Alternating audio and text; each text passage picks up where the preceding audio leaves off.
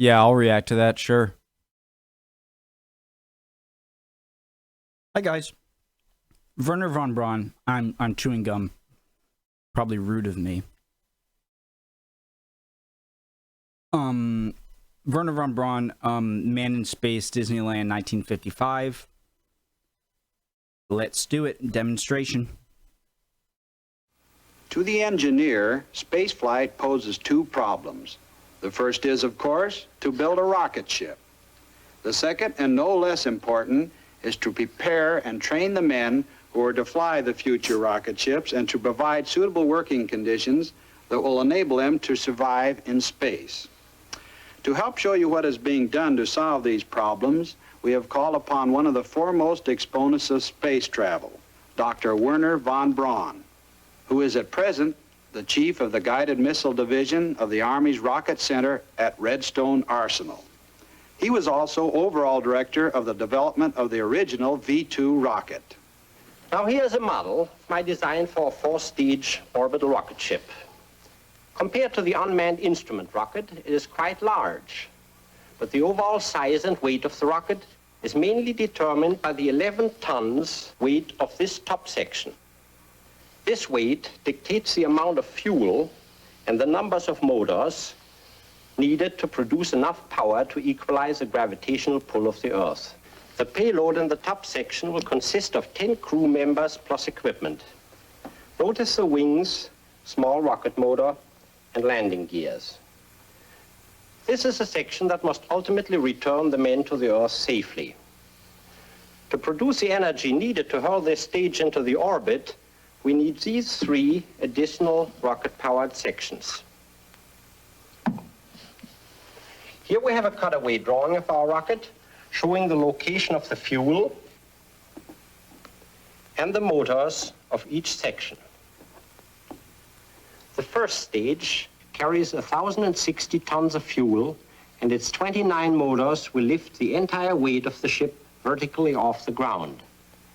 The second stage has 8 motors and carries 155 tons of fuel.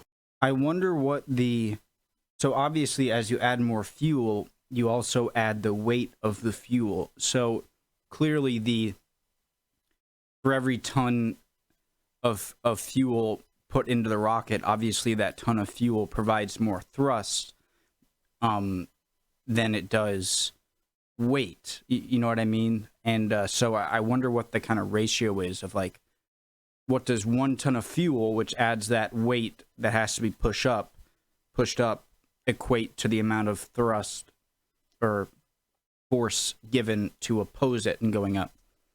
It will be dropped when its speed has reached 14,300 miles per hour. The next is our third stage, with only 1 rocket motor and 13 tons of fuel. The third stage gives the passenger section the final kick to attain the orbit. It will not be separated from the passenger section until just before the return flight. The third stage will be left in space, and a very small motor in the winged fourth stage will return the ship to the atmosphere so it can glide back to the base. If we were to start today on an organized and well-supported space program, I believe a practical passenger rocket could be built and tested within 10 years. Of course, it would be foolish to rush headlong into building a 4-stage rocket, man it with a crew, and attempt to fire it into an orbit without first following a step-by-step research and development program. Let's illustrate this with the help of a few pictures. First, we would design and build the 4th stage, and then tow it into the air to test it as a glider. This would also allow the crews to practice. Next, low-altitude flights would be made, firing the small rocket motor in the 4th stage. This would also give the crew more and more training. Following that, the 3rd and 2nd stages would be constructed and tested very thoroughly on the ground, after which they would be joined to the passenger section so that faster and longer flights could be made up to speeds of about 12,000 miles per hour. The only thing remaining would be the building and ground testing of the huge first stage. Then there would be no more test flights. When all the sections are joined together, the ship and its crew will be ready for man's first flight in space. So it's interesting how there's a test for each individual component, but there's no test for all of them put together. I suppose it wouldn't really make sense to maybe send an unmanned complete 4-stage rocket or 3-stage rocket plus the main fuselage, main glider ship, whatever you want to call it at the top. But it seems they would be good to go. And you can, because I know Wernher von Braun, he had a Soviet counterpart because these were German scientists who had more experience with rocket technology when they were defeated in World War II. Many of them, like Wernher von Braun, it seems like he wasn't a Nazi to be a Nazi. He was a Nazi to because they were able to give him funding to achieve what he loves, which is rockets and stuff. And so when they lost and they were taken to either the U.S. or Russia, they would use those funds from those countries to do what they wanted. And I know the Russians at first were really much more. I forget his counterpart's name that was over in Russia, kind of like the Russian Wernher von Braun to help out with rocket technology and space exploration and whatnot. Of course, both sides are more interested in the military aspects of it, I'm sure, and the eventual space race was more of an ego thing.